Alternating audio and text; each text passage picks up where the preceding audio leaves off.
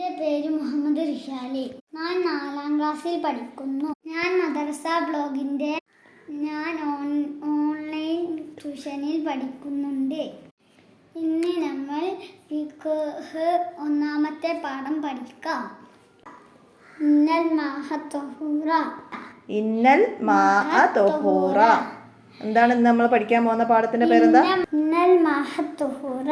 Okay, അപ്പൊ നമ്മൾ എടുത്താണ് അല്ലേ പാഠം. അപ്പൊ ആദ്യം പാഠം ഒന്ന് വായിക്കട്ടാ. പാഠം വായിച്ചാട്ടെ, വായിച്ചോട്. ഈ ബോട്ടിലെല്ലാം വെള്ളമുണ്ട്. ബോട്ടിലുകളിലെല്ലാം വെള്ളമുണ്ട്.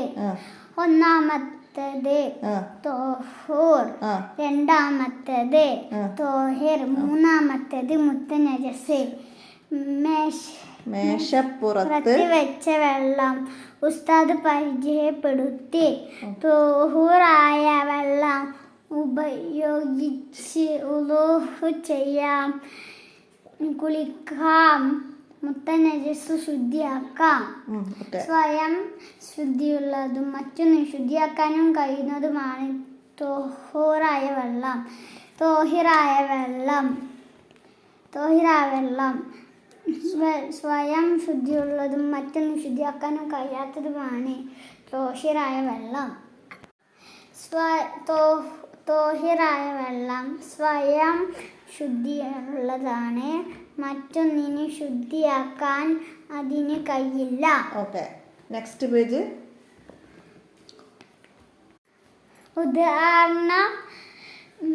ഉദാഹരണം മുന്തിരി ജ്യൂസ് തോഹിറാണ്, കുടിക്കാൻ പറ്റും. അതുപയോഗിച്ച്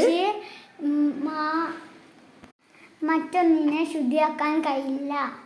3ാമത്തെ വെള്ളം കുടിക്കാനും കഴിയില്ല, മറ്റൊന്നിനെ ശുദ്ധിയാക്കാനും പാടില്ലാത്തതാണ് മുത്തനജസ്. അങ്ങനല്ലല്ലോ അവിടെ. കുടിക്കാനും മറ്റൊന്നിനെ ശുദ്ധിയാക്കാനും പറ്റില്ല, അത് മുത്തനജസാണ്. ഓക്കെ, അപ്പൊ ഇത്രയും ഭാഗം വായിച്ചതെന്ന് ഞാനൊരു ചോദ്യം ചോദിക്കാം. എന്താണ് തൊഹൂറായ വെള്ളം? സ്വയം ശുദ്ധിയുള്ളതും മറ്റൊന്നിനെ ശുദ്ധിയാക്കാനും കഴിയുന്നതുമാണ് തൊഹൂറായ വെള്ളം. അപ്പൊ തോഹിറായ വെള്ളം സ്വയം ശുദ്ധിയുള്ളതും മറ്റൊന്നിനെ ശുദ്ധിയാക്കാനും കഴിയാത്തതുമാണ് തോഹിറായ വെള്ളം. മുത്തനജസ് കുടിക്കാനും കഴിയില്ല, മറ്റൊന്നിനെ ശുദ്ധിയാക്കാനും പാടില്ലാത്തതാണ് മുത്തനജസ്. ഓക്കെ, അപ്പോൾ തൊഹൂറായ വെള്ളത്തിന്റെ ഉദാഹരണം എന്താണ്?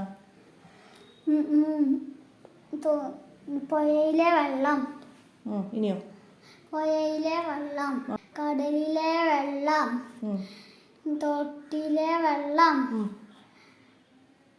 ടാങ്കിലെ വെള്ളം. ഓക്കെ, ഇനി തോഹിറായ വെള്ളത്തിനോ?